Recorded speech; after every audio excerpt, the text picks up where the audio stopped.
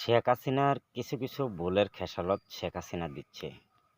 বিশেষ করে শেখ হাসিনা আওয়ামী লীগ সংগঠনের ভিতরে কিছু দুর্নীতিবাজ এমপি মন্ত্রী রাখার কারণে আজকা আওয়ামী লীগ সংগঠন এত হস্তনস্ত হচ্ছে।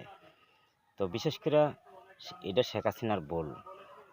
যেই এমপি মন্ত্রী সংসদে হুঙ্কার দিয়ে কথা বলতো, আমাদের মাঝে হুঙ্কার দিয়ে কথা বলতো, এই এমপি মন্ত্রী এই ১.৫ বছরের ভিতরে অন্ততপক্ষে এই সোশ্যাল মিডিয়াতে আমি দেখি নাই।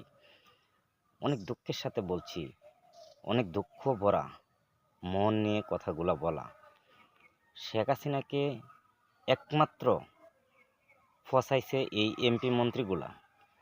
যেই এমপি মন্ত্রীগুলা দুর্নীতির সাথে জড়িত, এই এমপি মন্ত্রীগুলা কিন্তু হুঙ্কার দিয়ে বারবার আমাদের মাঝে কথা বলছিল। এই এমপি মন্ত্রীগুলা দুর্নীতি কইরা দেশটারে তছনছ কইরা জনগণের টাকা আত্মসাৎ কইরা অন্যান্য রাষ্ট্রে গিয়া বইসা এখন হেরা আরাম আয়েসে জীবনযাপন করছে।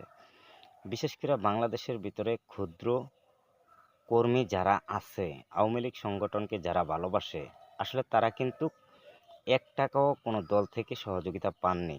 তারপরেও কিন্তু হেরা প্রতিনিয়ত এই ১.৫ বছরের ভিতরে আমি সোশ্যাল মিডিয়া ঢুকলেই আওয়ামী লীগ সংগঠনের ক্ষুদ্র নিম্নতমের নেতা সকলকেই আমি দেখতে পাই।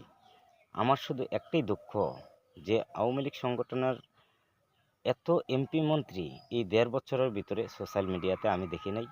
তো হেরা আসলে দেশকে ভালোবাসে না, দেশের জনগণকে ভালোবাসে না।